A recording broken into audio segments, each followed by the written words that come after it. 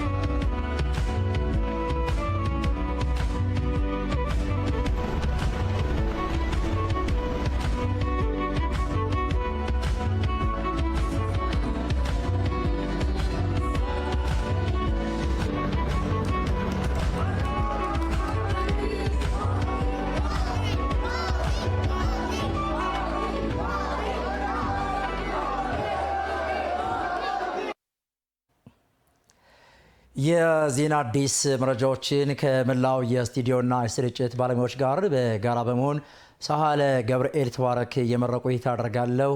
አብራችሁን ቆዩ። ኢትዮጵያና ህንድ በመካከላቸው ያለውን የሺህ ዘመናት ታሪካዊ ወዳጅነት ዘመን በሚፈልጋቸው ስትራቴጂክ የትብብር ዘርፎች ይበልጥ ለማጠናከር ተስማሙ። ሁለቱ ሀገራት በተለይም በንግድ፣ በኢንቨስትመንት፣ በዲጂታላይዜሽን እና ቱሪዝም ዘርፎች ያላቸውን ትብብር ለማጠናከር ከስምምነት ላይ ደርሰዋል። ሄኖክ አበበ ተጨማሪ አለው። የኢፌዴሪ ጠቅላይ ሚኒስትር ዶክተር አብይ አህመድ ከህንዱ ጠቅላይ ሚኒስትር ናሬንድራ ሞዲ ጋር የሁለትዮሽ ውይይት አድርገዋል። በሁለትዮሽ ውይይቱ ለሺህ ዓመታት የዘለቀውን የሁለቱን ሀገራት ታሪካዊ ግንኙነት ወደ ስትራቴጂክ ግንኙነት ለማሳደግ ከስምምነት መደረሱን ጠቅላይ ሚኒስትር አብይ አህመድ ገልጿል። Mr. Prime Minister, it is a true pleasure to welcome you to Ethiopia. ክቡር ጠቅላይ ሚኒስትር ወደ ኢትዮጵያ እንኳን ደህና መጡ ስል በታላቅ ደስታ ነው። ዛሬ በኢትዮጵያና ህንድ መካከል ያለውን ታሪካዊ ወዳጅነት ወደ ስትራቴጂክ ግንኙነት ለማሳደግ ተስማምተናል። ሁለቱም ሀገራት እስከ 2000 ዘመናት የሚመዘዝ የንግድና የህዝብ ለህዝብ ግንኙነት ያላቸው ናቸው። ባህል፣ አመጋገብ፣ እሴት የሚያስተሳስራቸው ህዝቦችም አሏቸው። እንደዚሁም በትምህርት፣ በንግድ፣ በዲፕሎማሲ ዘርፎችም የቆየ ወዳጅነት አላቸው። እነዚህ ግንኙነቶች ጥብቅ ወዳጅነት ለመመስረት አቅም የሚሰጡን እሴቶችም ናቸው። Collaboration and mutual respect between our people. ወደ ስትራቴጂክ ወዳጅነት ያደገው የሁለቱ ሀገራት ግንኙነት ትልቅ ትርጉም አለው ያሉት ጠቅላይ ሚኒስትር ዶክተር አብይ አህመድ ግንኙነቱ በነጻነትና በጋራ ትብብር ላይ የተመሰረተ ነው ብለዋል። Mr. Prime Minister, today we meet with a clear focus to shape a modern partnership grounded in sovereignty, ዛሬ የተገናኘ ነው መሰረቱን በሉዓላዊነትና በነጻነት ላይ ያደረገ በተግባር የሚገለጥ ዘመናዊ ወዳጅነትን ለማጽናት ነው። ግንኙነታችን በእኩልነትና በደቡብ ትብብር ላይ የተመሰረተም ነው። በሀገር በቀል ፍልስፍናዎቻችን መካከልም በርካታ ተመሳሳይነቶች አሉ። ሁለቱም ሀገራት ለሀገራዊ አቅም፣ ለአካታች እድገት እንዲሁም በነጻነት ላይ ለተመሰረተ ወዳጅነት ትኩረት ይሰጣሉ። የኢትዮጵያ ጂዲፒ ባሳለፍነው ዓመት 9.2 እድገት አስመዝግቧል። በዚህ ዓመት 10.3 እድገት ያስመዘግባል ብለን እንጠብቃለን።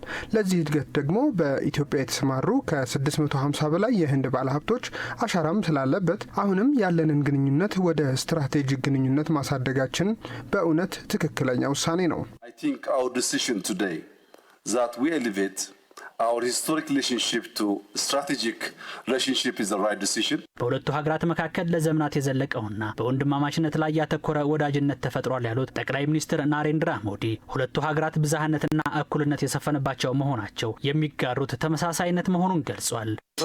Well, this is my first visit to Ethiopia. From the moment I set foot here, I have felt a deep sense of warmth and belonging. ይህ ጉብኝት በኢትዮጵያ ሳደርግ ለኔ መጀመሪያ ነው። የተደረገልኝ እጅግ ደማቅና ውብ አቀባበል ከኢትዮጵያ ጋር ይበልጥ ቤተኛ ስሜት እንዲሰማኝ አድርጎኛል። ኢትዮጵያና ህንድ ለበርካታ ዓመታት ሳይቋረጥ የጸና ግንኙነት ነው ያላቸው። የእርስ በርስ ግንኙነት በመፍጠር የሁለትዮሽ ትብብርና ወዳጅነት በማጠናከር ረገድ ለሺህ ዘመን ዘልቀዋል። የቋንቋና የባህል ሀብታም ሀገራት ኢትዮጵያና ህንድ በብዝሃነት ውስጥ ጠንካራ ሀገራዊ አንድነት በመመስረት ምሳሌ የሆኑ ሀገራትም ናቸው። ግንኙነቶቻችንን ከፍ በማድረግ በተለያዩ ዓለም አቀፍ ፕሮግራሞች ላይም ተደጋግፈን እንሰራለን። Countries are a symbol of unity in diversity. We have stood shoulder to shoulder at international fora. የአፍሪካ ህብረት መቀመጫ የሆነችው ኢትዮጵያ በአፍሪካም ሆነ በዓለም ያላት ተጽዕኖ ከፍተኛ ነው ያሉት ናሬንድራ ሞዲ በዚህም በተለያዩ ዘርፎች በጋራ ተጠቃሚነት መርህ አብሮ ለመስራት ቁርጠኛ ስለመሆናቸው አረጋግጠዋል። Today we are elevating India-Ethiopia relations to the level of a strategic partnership. ዛሬ የህንድና የኢትዮጵያ ግንኙነትን ወደ ላቀ ስትራቴጂክ ወዳጅነት ከፍ ለማድረግ ተስማምተናል። ይህም ለሺህ ዓመታት ለዘለቀ ወዳጅነታችን ልዩ ስሜትን የሚሰጥና አቅምን የሚፈጥር ነው። በሁለቱ ሀገራት መካከል ላለው ሰፊ የጋራ ተጠቃሚነት ትልቅ እድልም የሚፈጥር ነው። ዛሬ በኢኮኖሚ፣ በፈጠራ፣ በቴክኖሎጂ፣ በመከላከያና መሰል የጋራ ተጠቃሚ በሚያደርጉን ጉዳዮች ዙሪያ አብረን ለመስራትም ተስማምተናል። Such as economy, innovation, technology, defense, capacity building, and multilateral cooperation. ሁለቱ ሀገራት በኢኮኖሚ፣ በቴክኖሎጂ፣ በፈጠራ፣ በመከላከያና ጸጥታ ግንባታና በተለያዩ ዘርፎች በጋራ ለመስራት ስምምነት አድርገዋል። ዘገባው የሪፖርተራችን ሄኖክ ዘነበ ነው። ታሪካዊ ወዳጅነት ያላቸው ኢትዮጵያና ህንድ በራስ አቅምና በሀገር በቀል የእድገት መንገድ የዳበረ ኢኮኖሚ ለመገንባት አቅም ያላቸው ሀገራት መሆናቸውን ጠቅላይ ሚኒስትር ዶክተር አብይ አህመድ አስታወቁም።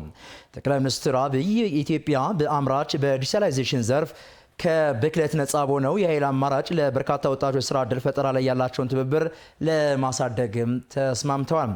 ጠቅላይ ሚኒስትር አብይ ለህንዱ ጠቅላይ ሚኒስትር ናሬንድራ ሞዲ ብሔራዊ የክብር ኒሻንም ሰጥተዋል። የሸዋስ ዋለ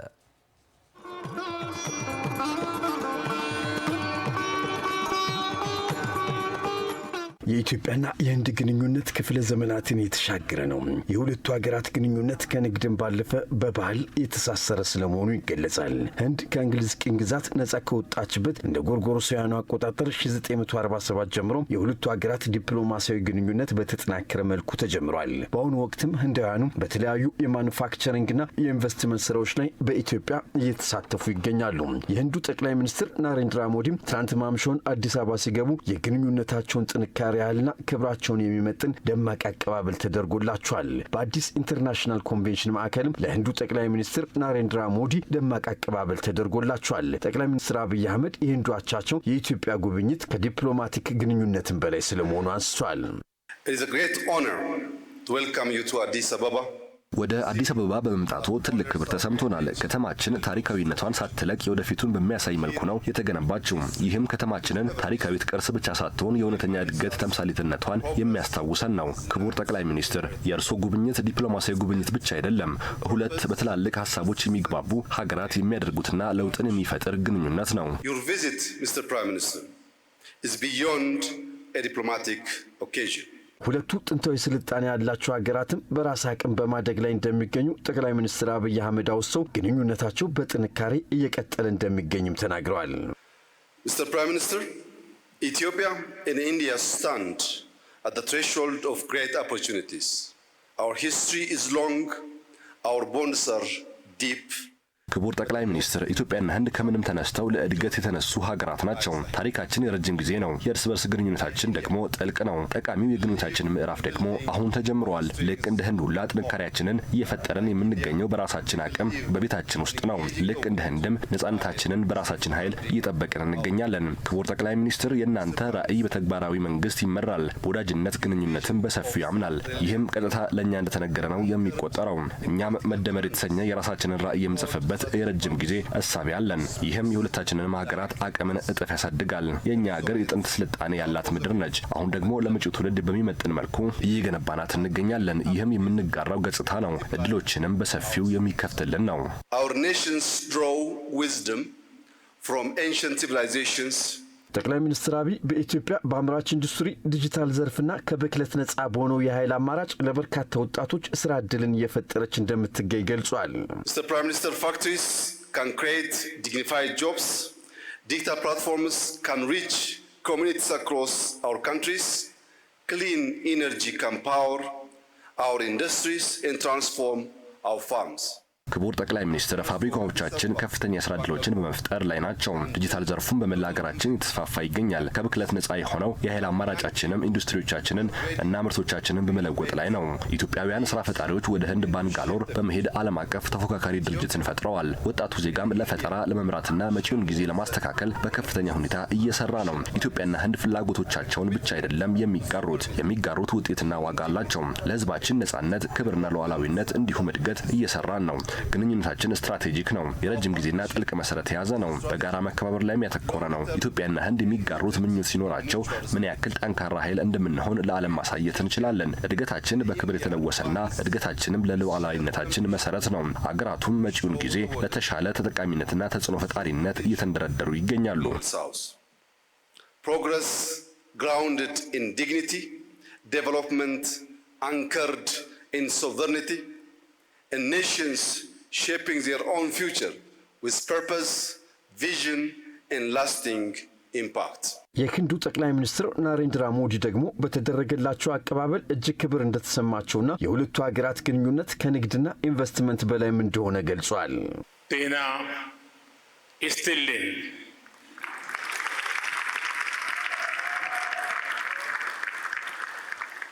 አጅ በታላቋ ምድር ኢትዮጵያ በመገኘቴ ከፍተኛ የሆነ ክብር ተሰምቶኛል። ከአየር መንገድ ጀምሮ በጠቅላይ ሚኒስትር አብይ አህመድ የተደረገልኝ አቀባበል በጣም የሚያስደስት ነው። የወዳጅነት ፓርክና ሙዚየም ጎብኝቻለሁ። በጣሊያን ወረራ ዘመን ህንዳውያን ለኢትዮጵያ ነጻነት ተዋግተዋል፣ በመምህርነትም ተሳትፈዋል። ጉጅራትን ጨምሮ በተለያዩ የህንድ ግዛቶች በርካታ ኢትዮጵያውያን ይኖራሉ። ግንኙነታችንም ከንግድና ኢንቨስትመንትም በላይ መሆኑ ይህ ማሳያ ነው። 1896 के संघर्ष में सहयोग देने वाले गुजराती व्यापारी हो ጠቅላይ ሚኒስትር ዶክተር አብይ አህመድም ለሁለቱ ሀገራት ታሪካዊና የዳበረ ትስስር ከፍተኛ ድርሻ ለተወጡት እየተወጡም ለሚገኙት የህንዱ አቻቸው ናሬንድራ ሞዲ ብሔራዊ የክብር ኒሻን ሽልማት ሰጥተዋል።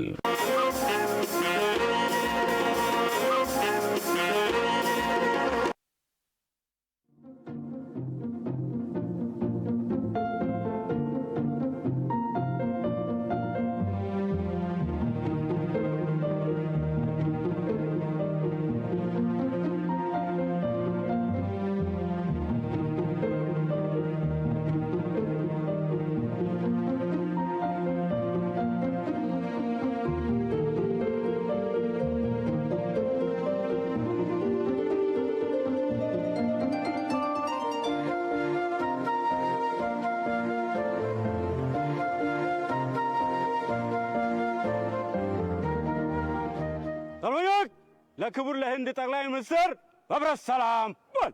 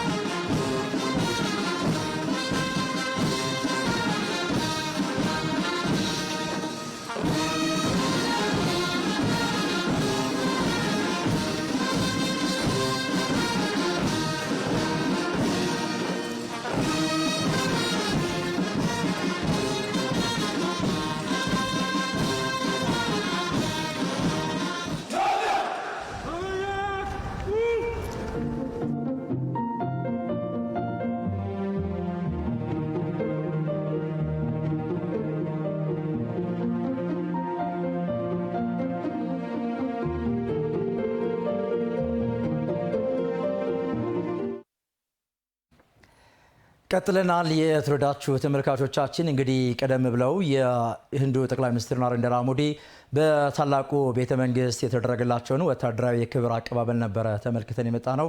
ዛሬም ድረስ እንግዲህ በኢትዮጵያ ይፋዊ የስራ ጉብኝት እያካሄዱ ነው የሚገኙት። ዜናዎቻችን አሁንም በዚህ ጉዳይ ላይ ነው ትኩረታቸውን አድርገው የሚቆዩት። ኢትዮጵያና ህንድ ያላቸውን ታሪካዊ የህዝብ ለህዝብ ትስስር ወደ ስትራቴጂክ አጋርነት ይበልጥ ለማሳደግ ከስምምነት ላይ መደረሱን የህንዱ ጠቅላይ ሚኒስትር ናሬንድራ ሞዲ ገልጸዋል። የህንዱ ጠቅላይ ሚኒስትር ናሬንድራ ሞዲ ለህዝብ ተወካዮችና የፌዴሬሽን ምክር ቤቶች አባላት ንግግር አድርገዋል። ተመስገን ይመር ሺህ ዓመታትን የተሻገረ ወዳጅነት ታሪካዊ ትስስርን አልፎ በስትራቴጂክ አጋርነት የተገለጠው የኢትዮጵያና ህንድ ግንኙነት በህንዱ ጠቅላይ ሚኒስትር ናሬንድራ ሞዲ በሁለቱ ምክር ቤቶች ላይም በንግግራቸው ተደጋግሞ ተሰማ። ጠቅላይ ሚኒስትሩም እንዲህ አሉ። ኢትዮጵያ የክብ ዓለም መጀመሪያ የሰው ልጅ መገኛ ናት። ሉሲ ድንቅነሽ የሁሉ ነገር ጅማሮ ማሳያ ናትና የዓለም የሰው ልጆች ጅማሮ ከዚህ ይቀዳል አሉ። ታዲያ ኢትዮጵያ ታሪክና ጥንታዊነትን ከዘመናዊ ዓለም ጋር በሚዛኑ አመጣጥና የምትመራ ሀገርም ናት አሉ። Between ancient wisdom and modern ambition, this is the true strength of Ethiopia. ኢትዮጵያ በታሪክና በጥንታዊነት እንዲሁም በዘመናዊ ዓለም መካከል ሚዛንን አስጠብቃ የምትኖር ሀገር ናት። ህንድም ተመሳሳይ እሳቤ አላት። የሞራል መነሻ ናት። እሳቤዋ የላቀ ሀገር ናት ኢትዮጵያ። ታሪክና ክብር እዚህ አሉ። ይህ ለኛ አስደናቂ ነው።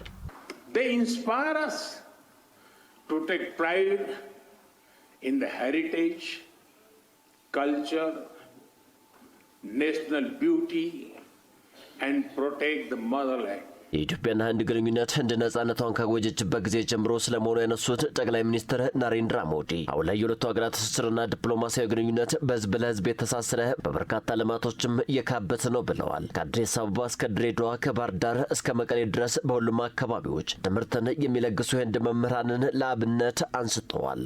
Our formal diplomatic relations began soon after India became ሁለቱ ሀገራት የዲፕሎማሲ ጅማሮ ህንድ ነጻ ከወጣችበት ማግስት የሚነሳ ነው። አሁን ላይ የሁለቱ ሀገራት ህዝቦች ከምንም በላይ ተቀራራቢና ተመጋጋቢ ሆነዋል። በሺዎች የሚቆጠሩ የህንድ መምህራን ኢትዮጵያ በስራ ላይ ናቸው።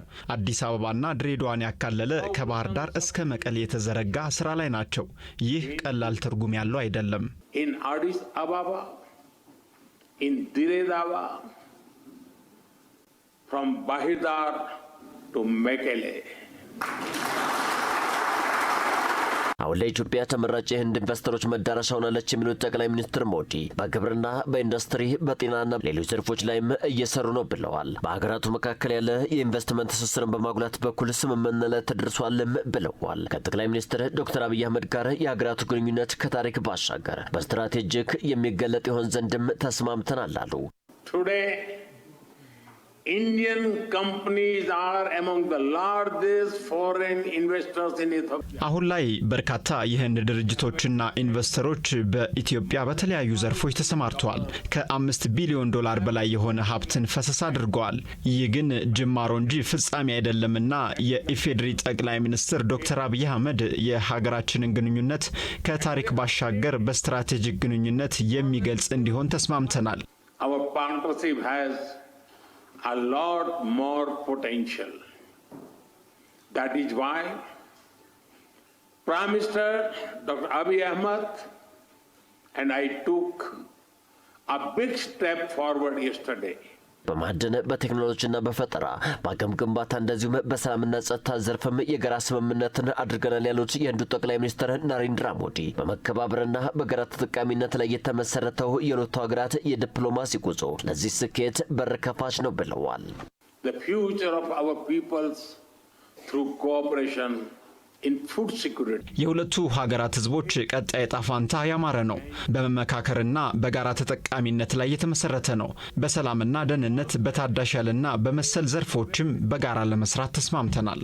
ኢትዮጵያ በግብርና፣ በአካባቢ ጥበቃ፣ በሳይንስና ቴክኖሎጂ እንደዚሁም በሌሎች ዘርፎች የምትሰራቸው ስራዎች ለአብነት የሚነሱ ስለመሆናቸውም የህንዱ ጠቅላይ ሚኒስትር ናሬንድራ ሞዲ ሀሳባቸውን ሰንዝረዋል። ተመልካቾች እዚህ ጉዳይ ላይ ነው ቆይታ የምናደርግ። እንግዲህ አጠቃላይ በምክር ቤቶቹ የነበራቸውን ቆይታ ደግሞ ማብራሪያ ሊሰጠን ሪፖርተራችን ካሳሁን አንዱ ዓለም እዚህ ስቱዲዮ ይገኛል። ከሱ ጋር የተወሰነ ቆይታ የምናደርግ ይሆናል። ካስሽ እንደምን ዋልክ? እንደምን ዋልክ ሳለ ገባይል። መልካም። እንግዲህ ከትናንት ጀምሮ የህንዱ ጠቅላይ ሚኒስትር ናሬንድራ ሞዲ በኢትዮጵያ ይፋዊ የስራ ጉብኝት እያካሄዱ ነውና እንደው አጠቃላይ ዛሬ ደግሞ በሁለቱ ምክር ቤቶች ተገኝተው ምን ንግግር አካሄዱ የሚለውን እስኪ ለተመልካቾች መረጃዎች እናገራለን። በጣም አመሰግናለሁ። ቀደም ተብሎ በተላለፉ ዜናዎችም ላይ እንደተጠቀሰው እንግዲህ የህንዱ ጠቅላይ ሚኒስትር የህንድ ሪፐብሊክ ጠቅላይ ሚኒስትሩ ናሬንድራ ሞዲ በኢትዮጵያ በሁለቱ ፓርላማዎች በህዝብ ተወካዮችና በፌዴሬሽን ምክር ቤት ሁለቱ ፓርላማዎች ላይ የጋራ ጉባኤ ላይ ሰፋ ያለ ንግግር አድርገዋል። እንግዲህ የጠቅላይ ሚኒስትሩ ንግግር በተወሰኑ ደቂቃዎች ልዩነት በከፍተኛ ጭብጨባ የታጀበ ሞቅ ያለ አይነት ንግግር ነው ያደረጉት። በርካታ ጉዳዮችን አንስተዋል። የሁለቱ ሀገራት ታሪካዊ ግንኙነትን፣ አሁናዊ ትብብራቸውንና የሁለቱ ሀገራት የባህል የህዝብ ለህዝብና ዲፕሎማሲያዊ እንዲሁም ደግሞ የመንግስት ለመንግስት ትብብር አሁን ያለበትን ደረጃ በተመለከተ ሰፋ ያለ ንግግር ነው ያደረጉት። በነገራችን ላይ እንደዚህ አይነት ንግግሮች ብዙ የተለመዱ አልነበሩም በኢትዮጵያ የፓርላማ ሂደትና አሰራር ውስጥ። ምናልባትም ከተወሰኑ ዓመታት በፊት የተለያዩ የአንድ የሁለት ሀገራት ምናልባት እኔ እስከማስታውሰው ድረስ የአንድ ሁለት ሀገራት መሪዎች ናቸው በኢትዮጵያ ፓርላማ ውስጥ ቀርበው እንዲህ አይነት ንግግር ያደረጉት። ከዛ ውጭ ግን የውጭ ሀገራት መሪዎች በኢትዮጵያ ፓርላማ ላይ ቀርበው ንግግር ሲያደርጉ ብዙ የተለመደ አልነበረም። ከቅርብ ዓመታት ወዲህ እንግዲህ ህንዱ ጠቅላይ ሚኒስትር ዛሬ በጠቅላይ ሚኒስትር አብይ አህመድ በተገኙበት ሰፋ ያሉ ንግግሮችን አንስተዋል። ቀደም ብዬ እንዳነሳሁት የኢትዮጵያና የህንድ ግንኙነት በሺ የሚቆጠሩ ወደ 2000 የሚደርሱ ዓመታትን ያስቆጠረ የህዝብ ለህዝብ የዲፕሎማሲና የመንግስት ለመንግስት ግንኙነት ላይ ትኩረት ያደረገ ስለመሆኑ አንስተዋል። ይሄም እንግዲህ በየዘመኑ አዳዲስ ምዕራፎችን እየከፈተ ዛሬ ላይ ስለመድረሱ አንስተዋል። ህንድ እንደሚታወቀው ግዙፍ ኢኮኖሚና ግዙፍ የህዝብ ቁጥር ያለባት ሀገር ስለመሆኗ ይታወቃል። ወደ 1.4 ቢሊዮን የሚደርስ ህዝብ ያላት ሀገር ናት ህንድ። እንግዲህ በመሪ ደረጃ እንዲሁም ደግሞ በህዝብ ለህዝብ ደረጃ የህዝብ ተወካዮች ምክር ቤት የስራ ኃላፊዎች፣ አፈጉባኤዎች ጭምር የተለያዩ ዲፕሎማሲያዊ ግንኙነቶችን ሲያደርጉ የቆዩባት ሀገር መሆኗ ይታወቃል። ህንድና ኢትዮጵያ የግንኙነታቸው በጊዜ ሂደት እያደገ ስለመምጣቱ ናሬንድራ ሞዲ አንስተዋል። ኢትዮጵያ ቀደም ተብሎ በተላለፈው ዜናም ላይ እንደተጠቀሰው እንግዲህ ህንድ ኢትዮጵያን ስትራቴጂክ አጋር ትብብርና በተለያዩ መንገዶች የተባባሪ ሀገር ብቻ ሳይሆን ስትራቴጂክ አጋር አድርጋ እንደምትመለከታት አንስተዋል። ይህም ለሁለቱ ሀገራት ብቻ ሳይሆን ለአፍሪካና ለኤዥያ ሀገራትም ትልቅ ማሳያ እና ተጠናክሮ ሊቀጥል የሚገባው ጉዳይ ስለመሆኑ አጽንኦት ሰጥተዋል። የህንድና የኢትዮጵያ ህዝቦች በታሪክም እንግዲህ ላሊበላ የሚመስል ታሪካዊ ህንፃ በህንድም እንደሚገኝ አንስተዋል። ላሊበላ እንዲሁም ደግሞ በምግብም ጭምር ሁለቱ ሀገራትና ህዝቦች ሀሳቦች ረጅም ርቀት የሄደ ትስስር ያላቸው መሆኑን አንስተዋል። ከዚህ ባሻገር በትምህርትም በተለያዩ ከፍተኛ የትምህርት ተቋማት በርካታ የምናስታውሳቸው መምህራኖች አሉ። ይህም በኢትዮጵያና በህንድ መካከል ያለውን የትምህርትና የማህበራዊ ግንኙነት አሳድጎ የቆየ ይህም ተጠናክሮ የሚቀጥል ጉዳይ ስለመሆኑ አንስተዋል። በአሁኑ ሰዓትም በቴክኖሎጂ በሳይበር ሴኩሪቲ እስከ ወታደራዊ ትብብር የሚደርስ አጋርነት በሁለቱ ሀገራት መካከል ስለመፈረሙ አንስተዋል። የህንድ ካምፓኒዎች በኢትዮጵያ በተለያዩ አካባቢዎች በአዲስ አበባም በተለያዩ ዙሪያ አካባቢዎች ኢንዱስትሪ ፓርኮች ላይ በርካታ የህንድ ፋብሪካዎች የተለያዩ ምርቶችን በማምረት ላይ ይገኛሉ። አጠቃላይ ህንድ በኢትዮጵያ ያላት ኢንቨስትመንት እስከ 5 ቢሊዮን እንደሚደርስም ናሬንድራ ሞዲ አንስተዋል። ይህንን ለማሳደግም ህንድ ዝግጁ ስለመሆኑ አንስተዋል። ኢትዮጵያ የአፍሪካ ሀብ ነች፣ የአፍሪካ ህብረት መቀመጫ ሀገር ነች። ኢትዮጵያ ላይ ኢንቨስት ማድረግ ማለት በኢትዮጵያ አየር መንገድ አማካኝነት ወደ ተለያዩ የዓለም ሀገራት የአፍሪካ ሀገራት መገናኘት ማለት ነው። ስለዚህም በኢትዮጵያ የምናደርገውን ኢንቨስትመንት አጠናክረን የምንቀጥል ይሆናል ሲሉ ተደምጠዋል። የሁለቱ ሀገራት ስትራቴጂክ አጋርነት ቀደም ብዬ እንዳነሳሁት እስከ ወታደራዊ ትብብር በሚደርስ አኳኋን ተጠናክሮ ይቀጥላል። በቴክኖሎጂ፣ በሳይበር ሴኩሪቲ፣ በኢኮኖሚ በተለይም ደግሞ በግብርና ሁለቱ ሀገራትን የሚያመሳስላቸው በዘመናዊ ግብርና ሁለቱን ሀገራትን ትብብራቸውን አጠናክሮ በመቀጠል የዓለምን የሁለቱን ሀገራት ኢኮኖሚ ብቻ ሳይሆን የዓለምን ኢኮኖሚ ጭምር ማሳደግ በሚቻልባቸው መስኮች ላይ ከጠቅላይ ሚኒስትር አብይ አህመድ ጋር ፍሬያማ ውይይት ስለማድረጋቸው አንስተዋል።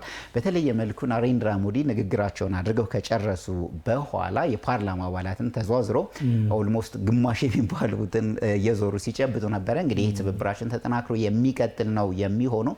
በተለይም ቀደም ብዬ እንዳነሳሁት ይሄ የሳይበር ሴኩሪቲ ቴክኖሎጂ ትንንሽ አርሶ አደሮች በትንንሽ መሬት ላይ የሚያመርቱ አርሶ አደሮችንም በፋይናንስ በመደገፍ እነሱም ወደ ተሻለ አምራችነት እንዲያድጉና ከፍ እንዲሉ ማድረግም በትብብራቸው ውስጥ የተካተተ ጉዳይ ስለመሆኑ ነው የተመላከተው። እንግዲህ ይሄንንም አጠናክረን እንቀጥላለን ሲሉ ነው የተደመጠው። ኢትዮጵያ ለህንድ አንዲት ሀገር አንድ የዲፕሎማሲ አጋር ሀገር ብቻ ተደርጋ አትወሰድም።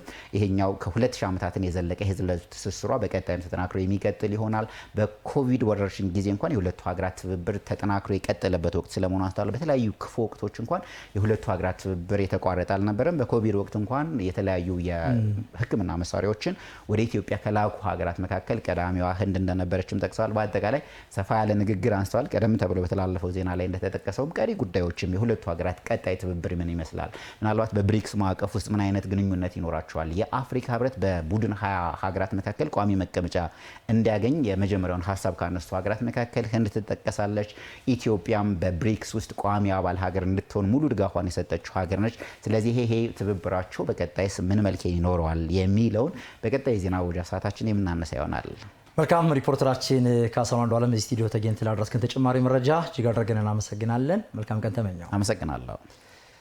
ይህ በእንዲህ እንዳለ የህንዱ ጠቅላይ ሚኒስትር ናሬንድራ ሞዲ ከሁለቱ ምክር ቤቶች ቆይታ በኋላ በአድዋ ድል መታሰቢያ ተገኝተው እንግዲህ የአበባ ጉንጉን የማስቀመጥ ስነ ስርዓትም አከናውነዋል።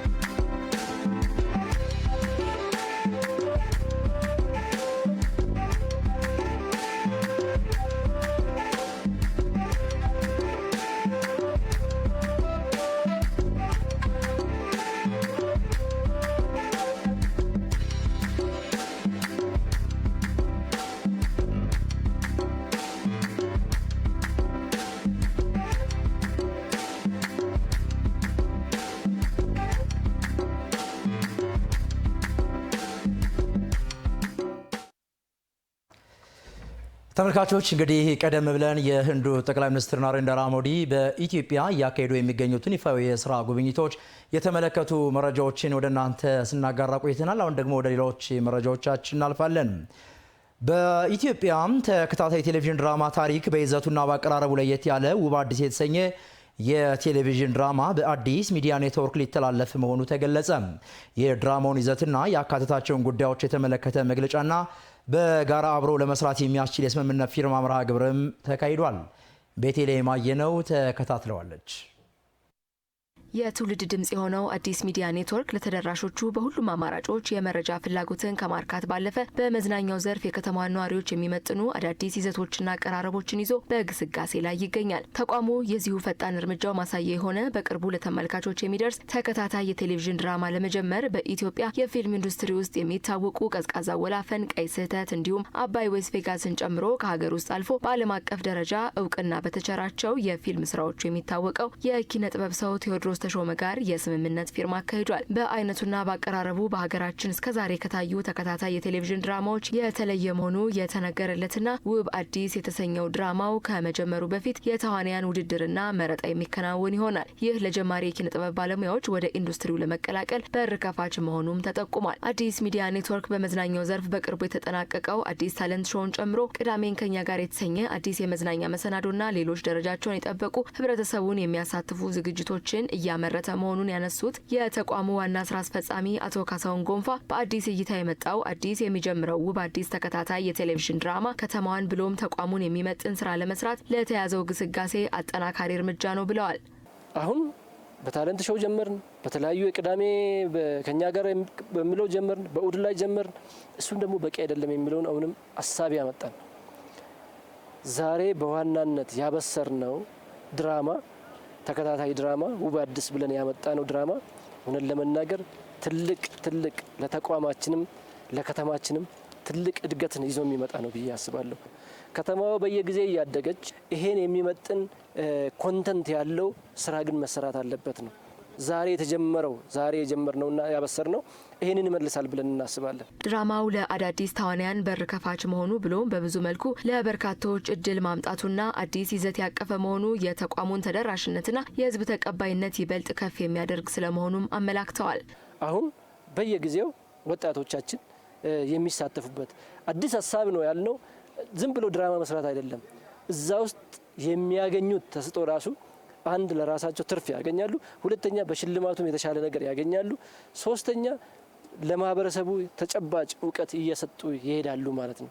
ይሄ እውነት ለመናገር አዲስ ሚዲያንም ቴዲ ስቱዲዮንም በትልቅ ወደ ፊት የሚያራምድ ስራ ይዘን መተናል ብዬ አስባለሁ። አርቲስትና የፊልም ባለሙያው ቴዎድሮስ ተሾመ በበኩላቸው ሀሳቡ ረጅም ዓመት የቆየና እውን እስኪሆን ቀን ሲጠበቅለት የቆየ መሆኑን በማስታወስ ልብ አንጠልጣይ ብሎም ከተለመደው በተለየ ሁኔታ የመጣ ስራ ስለመሆኑ አንስተዋል።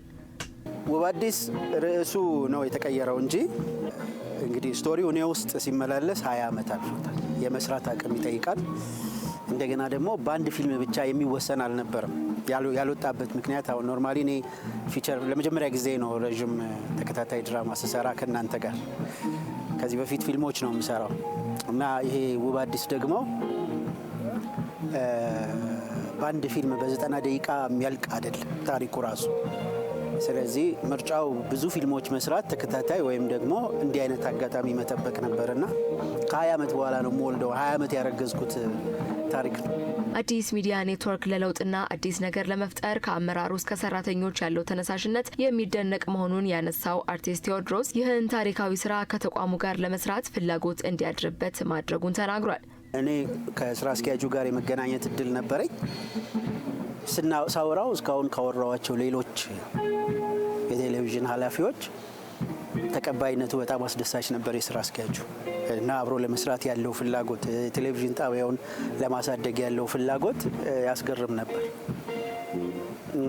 እኔ ላይ ያሳደረው እምነት አስደንጋጭ ነበር። ስልጠና ስጥልኝ ብሎኝ ስልጠና ሰጥቻለሁኝ እናንተ ጋር ታስታውሽ እንደሆነ እና ግን ይህን ስልሽ እኔ ሀሳብ ነው እንጂ ያቀረብኩት ጨረታ ወጥቷል። ጨረታ ወጥቶ ጨረታውን ተወዳድሬ ላሉ ትልልቅ ስቱዲዮዎች ጨረታ ተልኮ ሁሉም ሀሳባቸውን አቅርበው ከዛ በኋላ የኛ ተመርጦ ነው እንጂ ዝም ብሎም ስለተገናኘንም የሆነ ነገር አይደለም እና በጨረታው ማሸነፌ ነው። ለውብ አዲስ ተከታታይ የቴሌቪዥን ድራማ መሪ ገጸ ባህሪውን ለመጫወት ለሚደረገው ውድድር ማንኛውም የትወና ተሰጥኦ አለኝ የሚል ሁሉ በቴዲ ስቱዲዮ በአካል በመገኘት ከታህሳስ 8 2018 ዓ.ም ጀምሮ በስራ ቀናት መመዝገብ እንደሚቻልም ተገልጿል። የኢትዮጵያ አየር መንገድ በአንድ ጊዜ 1000 ተጓዦችን ማስተናገድ የሚችል የፕላቲኒየም ደረጃ ያለው ፕሪሚየር ላውንጅ አስመርቋል። አየር መንገዱ በቦሌ ዓለም አቀፍ አውሮፕላን ማረፊያ ያስመረቀው ፕሪሚየም ላውንጅ ለታማኝ ደንበኞቹ የተሻለ አገልግሎት ማቅረብ የሚያስችለው ነው ተብሏል። አሰግድ ኪዳነ ማርያም ተጨማሪ አለው። 95 በመቶ የሚሆኑ የኢትዮጵያ አየር መንገድ ተጓዦች በሚያቋርጡበት የቦሌ ዓለም አቀፍ አውሮፕላን ማረፊያ ፕላቲኒየም ደረጃ ያለው ፕሪሚየም ላውንጅ ተመርቋል። 16 የተለያዩ አገልግሎት የሚሰጡ ክፍሎችን በመያዝ የተገነባው አዲሱ ላውንጅ አየር መንገዱ ለታማኝ ደንበኞቹ ፕሪሚየም አገልግሎት የሚሰጥበት መሆኑን የኢትዮጵያ አየር መንገድ ግሩፕ ዋና ስራ አስፈጻሚ አቶ መስፍን ጣሰው ተናግረዋል። የላውንጅ ፕሪሚየም ከስተመርስ ላውንጅ ነው የሚባለው። ምን ማለት ነው? በኢትዮጵያ አየር መንገድ በተደጋጋሚ የሚበሩ መንገደኞች ፕላቲኒየም፣ ጎልድ ደረጃ ያላቸው መንገደኞቻችን ከአዲስ አበባ ወደ ሌላ ሀገር ለመብረር ሲፈልጉ ወይም ደግሞ በአዲስ አበባ በኩል አድርገው ከአንድ ሀገር ተነስተው ወደ ሌላ የሚሄዱ መንገደኞች የሚቆዩበት ቦታ ነው። የደንበኞቻችንን አገልግሎት በየጊዜው ለማሻሻል ካለን ጽኑ ፍላጎት አኳያ ይህንን ፋሲሊቲ ገንብተን አስመርቀናል። አዲሱ ፕሪሚየም ላውንጅ በአንድ ጊዜ ለ1000 ተጓዦች ቀልጣፋ አገልግሎት መስጠት የሚያስችልና የመንገደኞቹን ቁጥር ለማሳደግ የሚረዳ መሆኑን ዋና ስራ አስፈጻሚው ገልጸዋል። የዚህ ላውንጅ መገንባት የኢትዮጵያ አየር መንገድ መንገደኞቹ እንዲያድጉ ሎያል ደንበኞች የምንለው ተደጋጋሚ ደንበኞች የምንላቸው ቁጥራቸው እንዲጨምር እና ከሌሎች አየር መንገዶች ይልቅ የኢትዮጵያ አየር መንገድን እንዲመርጡ በአገልግሎታችን ተደስተው ያስችላልና የአየር መንገዱን እድገት በከፍተኛ ደረጃ ይደግፋል። የዚህ ፋሲሊቲ መገንባት በምረቃ ስነ ስርዓቱ ላይ የተገኙት የኢትዮጵያ አየር ኃይል ዋና አዛዥና የአየር መንገዱ የቦርድ ሰብሳቢ ሌተናል ጀነራል ይልማ መርዳሳ አዲሱ ፕሪሚየም ላውንጅን ጨምሮ በአየር መንገዱ የተገነቡ ያሉ ሌሎች መሰረተ ልማቶች ተቋሙ ለደንበኞቹ ክብር እንደሚሰጥ ማሳያ ነው ብለዋል። መሰረተ ልማት አሁን ዛሬ ያየ ነው በየጊዜው እየተሻሻለ በየጊዜው ካልሄደ የሰው ጭንቅላት ሁሉ ጊዜ ፌድ አፕ ያደርጋል። ስለሆነም በቀጣይነት የምናደርገው የመሰረተ ልማት ግንባታ አየር መንገዱን ይዞ ወደምንፈልገው የዓለም አቀፍ ከፍታ ይዞ ይወጣል ብለን ስለምናምን በተለያየ እዚህ ብቻ አይደለም፣ በነገራችን ላይ በክልል ባሉ ማረፊያዎቻችንም በከፍተኛ ሁኔታ መሰረተ ልማት እየተገነባ ነው። ኢትዮጵያ አየር መንገድ ለደንበኞቹ የሚሰጠውን ክብርና ሞገስ ያሳያል። እንዲህ አይነት መሰረተ ልማት አየር መንገዱ ከሌሎች አቻ ዓለም አቀፍ ተቋማት ጋር መወዳደር እንዲችል የሚረዳው ነው ያሉት ደግሞ የትራንስፖርትና ሎጂስቲክስ ሚኒስትር ዴኤታ ደንጌ ቦሩ ናቸው። This launch reflects Ethiopia's and Ethiopian Airlines ambition. ይህ ላውንጅ የኢትዮጵያንና የኢትዮጵያ አየር መንገድን የአገልግሎት ቀልጣፋነት የሚያሳይ ነው። ትልቁን ህልማችንንና ራዕያችንን ለማሳካት በተለይ ደግሞ አየር መንገዱ በ2035 በዓለም ካሉ አየር መንገዶች ተወዳዳሪነቱ ከፍ እንዲል የያዘውን ራዕይ ለማሳካት የሚረዳ ነው። To become the most competitive aviation group.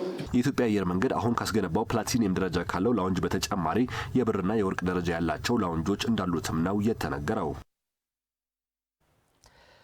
ዝርዝር ሰነድ አልባ ሆነን በህገወጥ መንገድ የቀበሌ ቤቶች ላይ ተለጣፊ ቤቶች ሰርተን ስንኖር የቆየን ብንሆንም እንኳ ለረጅም ዓመታት የኖርንበት አካባቢ በልማት ሲፈርስ የከተማ አስተዳደሩ በተገቢው መንገድ ቤት እንድናገኝ አድርጎናል ሲሉ ከአራዳ ክፍለ ከተማ ወረዳ 1 ቁርጡሜ ወንዝ አካባቢ በልማት የተነሱ ነዋሪዎች ገለጹ።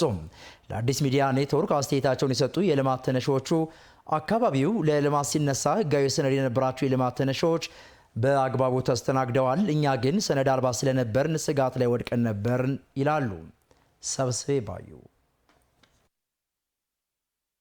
አዲስ አበባ ከተማን እንደ ስሟ ውብ አበባ ለማድረግ የተሰራ ባለው ስራ የነዋሪውን ሕይወት ማሻሻል ቅድሚያ ሊሰጠው ይገባል ያለው የከተማ አስተዳደር ነዋሪዎችን ቀድሞ ከሚኖሩበት ወደ ተሻለ የመኖሪያ አካባቢ በማዘዋወር ለግል ባለይዞታዎች ደግሞ ተገቢውን ምትክ ቦታና ካሳ በመስጠት ነው የልማት ስራውን እያካሄደ የሚገኘው። ልማቱ በስፋት ከዳሰሳቸው የከተማዋ ክፍሎች አንዱ የአራዳ ክፍለ ከተማ ሲሆን በክፍለ ከተማው ነዋሪ የነበሩ የልማት ተነሺዎች እንደየምርጫቸው የመንግስት ቤት ብሎም የጋራ መኖሪያ ቤት ለግል ባለይዞታዎችም ተገቢውን ምትክ ቦታና ካሳ በመስጠት ነው ልማቱን የሚያከናውነው። ይሁን እንጂ በመንግስት ወይንም በቀበሌ ቤቶች ላይ ተለጣፊ ህገወጥ ቤቶችን በመገንባት ለረጅም ዓመታት ሲኖሩ የነበሩ ነዋሪዎችም ዜጎች ናቸውና በተገቢ ሁኔታ ሊስተናገዱ እንደሚገባ በህዝብ የውይይት መድረኮች ጥያቄ ሆኖ ሲነሳ ቆይቷል። በዛን ወቅት ላይ በመልካም አስተዳደር ችግር ቅጽ ሳይሞላላቸው 30 ዓመት 40 ዓመት ተቀምጠው በቤቱ ውስጥ ቤት ያላገኙ አሁንም እየተንከራተቱ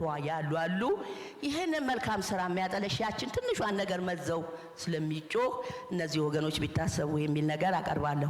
በአራዳ ክፍለ ከተማ ወረዳ 1 ቁርጡሜ ወንዝ አካባቢ በህገ ወጥ መንገድ በተገነቡ ተለጣፊ ቤቶች ውስጥ ሲኖሩ የነበሩ ነዋሪዎችም ታዲያ ምንም እንኳን ህገ ወጥ ብንሆንም አካባቢያችን በልማት ሲነሳ መውደቂያችን አሳስቦን ነበር ይላሉ። አራዳ ነበር የምንኖረው። ወረዳ 1 ነበርኩኝ። በወረዳ 1 ደግሞ ቤት 21 ዓመት የነበርኩበት ቤት ነበረ። አጋጣሚ ቁጥር አልነበረውም። ቁጥር 40 ነው ተብሎ ፈረሰብን። ቁጥር ያላቸው ሰዎች 40 ሰው ተሰጠ። ቁጥር ያለው 32ታችሁ የላችሁም አይገባችሁ። ጉርዶሜ ወንዝ አካባቢ ነበር የምንኖረው። አንድ 20 ዓመት ኖሬያለሁ እኔ። መጠለያ ነበረ ቤቴ። ገውጥ ጠፋን ትችሉ ነው በልማት ተነሽ ሆነ ቤታችን ፈረሰ።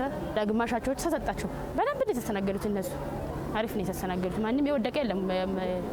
ቁጥር የነበራቸው ሁሉም ተስተናግዷል። ወረዳ 1 አራዳ ክፍለ ከተማ ጎርደሜ አሁን የድሮ ስሙ 14 ቀበሌ ነው። በብሎክ ተለይቶ ነው እና ብዙ አመት ነው እዛ ይኖር ነው።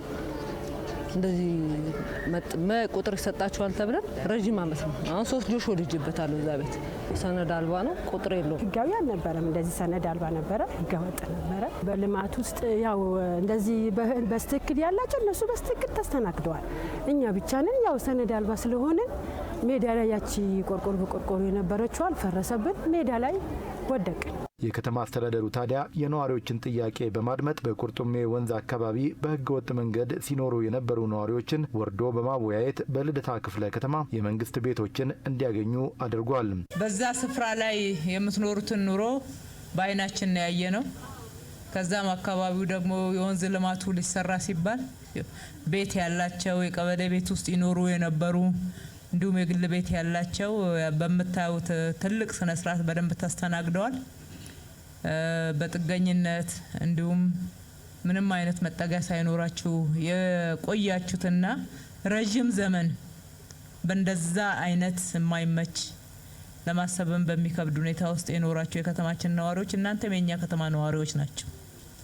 እናንተንም ማሰብ ለእናንተም ከተማው ካላት ሀብት ማካፈል እናንተንም ታሳቢ ማድረግ ኃላፊነታችን ያስገድደናል። በተለይ ደግሞ የመንግስታችን ባህሪ በመሆኑ ነው። የምንሰራው ለሰው ነው። የሰው ህይወት ላይ ልማታችን ለውጥ ማምጣት አለበት። ከተማዋን ውብ አበባ እናደርጋታለን ስንል የእናንተ ህይወት አብሮ ካልተሻሻለ ከተማችን ውብ አበባ ልትሆን አትችልም። በእናንተ ነው የምትደምቀውና ባገኛችሁት እድል በድጋሚ እንኳን ደስ ያላችሁ።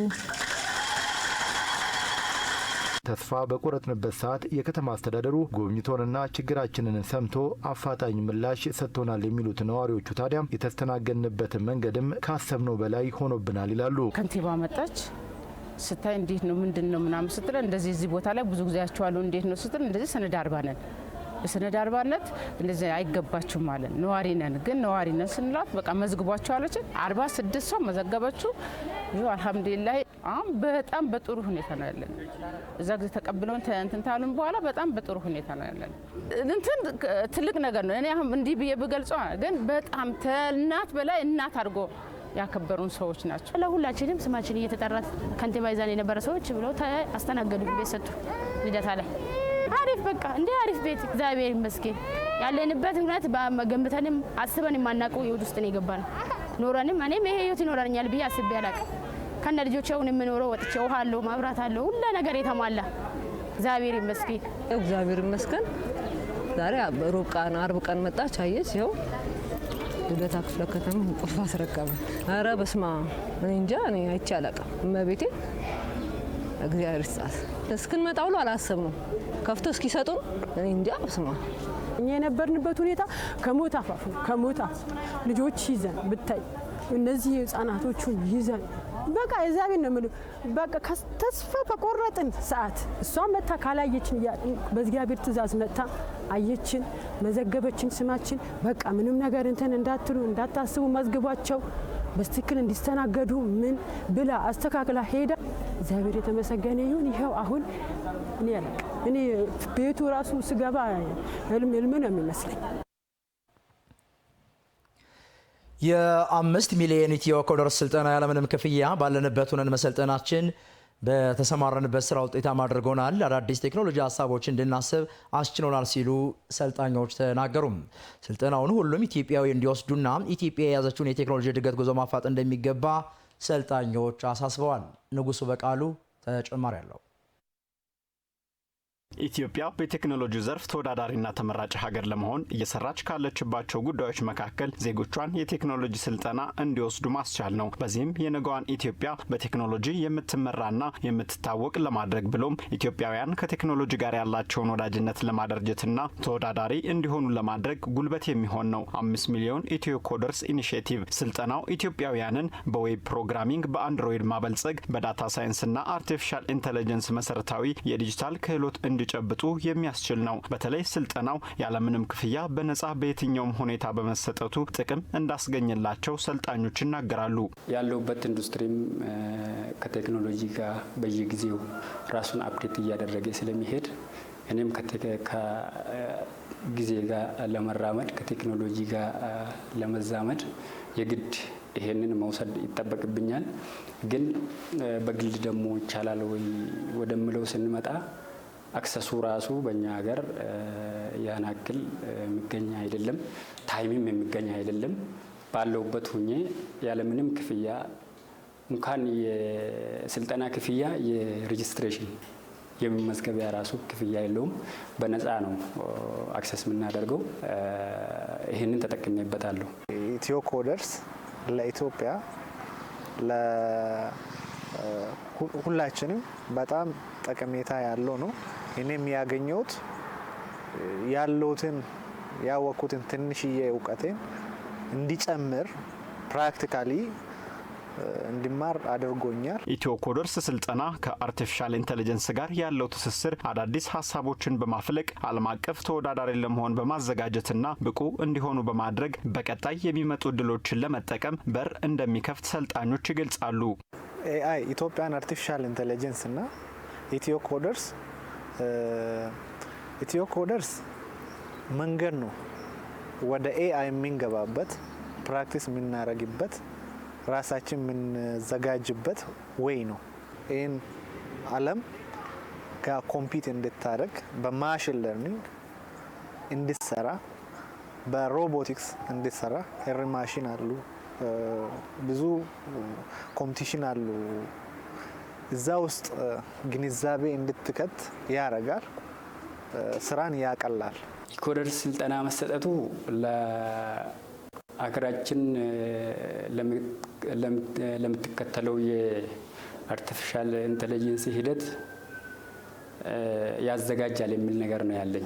ይሄኛው የ5 ሚሊዮን ኮደርስ እድልን የተጠቀመ ሰው ቀጣይ የሚመጣውን የመጠቀም እድሉ በጣም ሰፊ ነው ማለት ነው። ትውልዱ የ5 ሚሊዮን ኢትዮ ኮደርስ ስልጠናን በመውሰድ ለቀጣዩ ትውልድ የሚጠብቀውን እድል ማስፋት እንደሚገባና ሀገርን በቴክኖሎጂ ዘርፍ ተወዳዳሪ ማድረግ ይገባል ሲሉ ሰልጣኞች ያሳስባሉ። የ5 ሚሊዮን ኢትዮ ኮደርስ ስልጠና ፕሮጀክት ትውልድ ይማር ትውልድ ይሰልጥን ከዓለም ጋር ይፎካከር በሚል እሳቤ ዜጎች የቴክኖሎጂ እውቀታቸውን በማዳበር በዓለም አቀፍ ደረጃ ተወዳዳሪና ብቁ እንዲሆኑ ተግባራዊ እየተደረገ የሚገኝ ኢኒሼቲቭ ነው።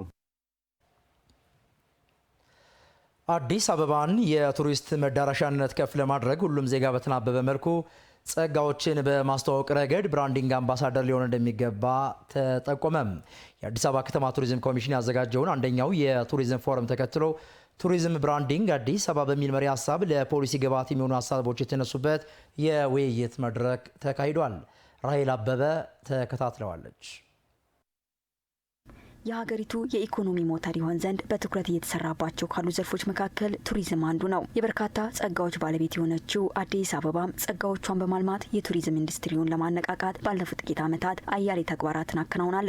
በዚህ ተጨባጭ ውጤት ያመጣችው መዲናዋ የመጀመሪያውን የቱሪዝም ፎረምም አካሂዳለች። የቱሪዝም ፎረሙን ተከትሎ አዲስ አበባን የቱሪዝም ብራንድ እናድርጋት በሚሉ ጉዳዮች ላይ የፌዴራልና የከተማ አስተዳደሩ የስራ ኃላፊዎች፣ የዘርፉ ምሁራንና የግል ባለሀብቶች በተገኙበት ውይይት ተካሂዷል። ኢትዮጵያ ዘርፈ ብዙ መልከ ብዙ ሀገር ናት። እያንዳንዱ ማህበረሰብ የራሱ የሆነ ባህልና እሴት አለው፣ ወግ አለው። አዲስ አበባ ደግሞ ሁሉም እነዚህ ባህል እሴቶች ሁሉ ኢንቲግሬት የሚደረጉበት ሜልቲንግ ፖይንት ነው ምንል ከሆነ የነዚህ ሁሉ ማህበረሰብ ክፍሎች የራሳቸው የሆነ የአመጋገብ፣ የአለባበስ፣ የአጊያጊያጥ ስርዓት አላቸው። ስለዚህ ብራንድ ናሬሽን ውስጥ ታንጂብል የሆነ ኮምፖነንት ብቻ ሳይሆን ኢንታንጂብል የሆነውም ኮምፖነንት መካተት መቻል አለበት። አዲስ አበባ እኮ ድርብ ኃላፊነት ከማርኬቲንግ ከብራንዲንግ አንጻር ድርብ ኃላፊነት ነው ያለባት። አንዱ ናሽናሊ ኢትዮጵያን ሾውኬዝ በማድረግ የባህል ማዕከል ነች እና ኢትዮጵያን የሚመስል ኦፈር የናሽናል ብራንዱን ኦፈር የማድረግ አንዱ ነው። ሁለተኛው ማስተዋወቅ፣ ስለ ራሳችን መናገር የተናበበ አንዱ የሚያስተዋውቀው ከሌላኛው አዲስ አበባን እንደ ብራንድ ስናስተዋውቅ የአዲስ አበባ ብራንድ ኢዝ ኖት የቱሪዝም ኮሚሽን ብራንድ አይደለም። የሚመጥን አገልግሎት መስጠት፣ ብራንዱን የሚመጥን ኤክስፔሪንስ ኦፈር ማድረግ ያስፈልጋል። አዲስ አበባ የቱሪዝም መዳረሻ የሆኑ ዘርፈ ብዙ የልማት ስራዎችን ስለማከናወኗ ያነሱት የአዲስ አበባ ከተማ የቱሪዝም ኮሚሽን ኮሚሽነር ሁንዴ ከበደ የውይይት መድረኩም ይህንን ለዓለም በማስተዋወቅ ረገድ እንዴት እንስራ የሚለውን ዓላማ ያደረገ ነው ብለዋል። አጠቃላይ ከተማችንን መወከል የሚችል የቱሪዝም ብራንድ ያስፈልገናል። ከዚህ በፊት ስንጠቀምበት የቆየን አለ። ነገር ግን አሁን ባለው የቱሪዝም ዲማንድ ይሄ ነገር ያስኬዳል አያስኬድም የሚሉትንም ጭምር ከምሁራን ግብዓት የምንሰበስብበት ወደ በቀጣይነት ደግሞ ሪብራንድ ለማድረግ ያሰብናቸው በርካታ ስራዎች አሉ። እነዚህንም ጭምር ሊያሳልጡልን የሚችሉ ሀሳቦች ከምሁራን ለመቀበል ነው። መዲናዋ ሁሉንም ቱሪስቶች ታሳቢ ያደረጉ የቱሪዝም መዳረሻዎችን እውን ስለማድረጉ ያነሱት ኮሚሽነር ሁንዴ ከበደ ይህም የቱሪስት ቀልብ ማረፊያ እንድትሆን አስችሏታልን ብለዋል። በ2018 የመጀመሪያዎቹ 3 ወራት ብቻ ከ376 ሺህ በላይ የውጭ ሀገር ቱሪስት ከተማችንን መጎብኘት ችሏል። ይሄ ከባለፈው ተመሳሳይ ጊዜ እንኳን ብናይ ከ36 ሺህ በላይ ቱሪስት ብልጫ አለው ማለት ነው። ይሄ በጣም ትልቅ ቁጥር ነው። የሀገር ውስጥ ቱሪስት ፍሰትንም ብናይ መዲናችን ላይ ትልልቅ ፌስቲቫሎች ስናደርግ ቆይተናል። ትልልቅ ኩነቶችን ስናዘጋጅ ቆይተናል። ለሚያወጣው ለሚያገኘው ሰርቪስ የሚከፍለውንም ጭምር ካልኩሌት ተደርጎ እንደ ሀገር የተቀመጠ አቨሬጅ አለ። በዛ አቨሬጅ መሰረት ባለፉት 3 ወራት ከ61 ቢሊዮን ብር በላይ ወደ ከተማዋ ኢኮኖሚ ፈሰስ ማድረግ ተችሏል። ለዚህ ደግሞ የአገልግሎት ሰጪ ተቋማት ቀጥተኛ ተጠቃሚ ነበሩ። የቱሪዝም ፎረሙና የውይይት መድረኩ የመንግስትና የግሉን ዘርፍ ቅንጅት የሚያልቅ መዲናዋ ያላትን የቱሪዝም እድሎችም በሚገባ ለማሳየት በር ከፋች መሆኑን ያነሱት ደግሞ የመድረኩ ተሳታፊ ባለድርሻ አካላት ናቸው። ሆቴሎች ጋር ብቻ ሳይሆን በዚህ ዙሪያ ላይ ካሉት ከአቅራቢዎችም ከቱር ኦፐሬተሮችም ጋራ የሚያገናኝ ነው። ስለዚህ እርስ በርስም ሆቴሎች የሚገናኙበት ነው። በዚህ ዙሪያ ደግሞ የሚሰሩትን አጋር ድርጅቶች የሚያመጣ ስለሆነ እኛ በጣም በደስታ በከፍተኛ ጉጉት ስንጠብቀው የነበረ ብራንዲንጉን ከተማችንን ሊያስተዋውቅ በሚችል አደረጃጀት ትልቅ ብራንድ መሆን የሚችሉ ነገሮችን ላውንች ተደርገዋልና ይሄ እንግዲህ ለቱሪዝሙ ከፍተኛ መነቃቃት የሚፈጠር ነው። ይሄ በጣም ትልቅ እድል ነው። አሁን ላይ ሀገራችን ላይ ያለውን የቱሪዝም መነቃቃትን እንደውም የሆስፒታሊቲ ኢንዱስትሪ መነቃቃትን ይፈጥራል ብዬ አስባለሁ። ኢትዮጵያ ለዘመናት በዓለም አይን ውስጥ የነበራትን የኋላ ቀርነት እሳቤ ለመቀልበስ የሚያስችል በአዲስ አበባ ተጨባጭ ስራዎች ስለመሰራታቸው በመድረኩ የተነሳ ሲሆን ይህንን ከማስተዋወቅ ረገድ ሁሉም ዜጋ በተናበበ መልኩ ጸጋዎቿን ለዓለም በመግለጽ ረገድ ሁሉም ብራንድ አምባሳደር ሊሆን እንደሚገባም ተመላክቷል።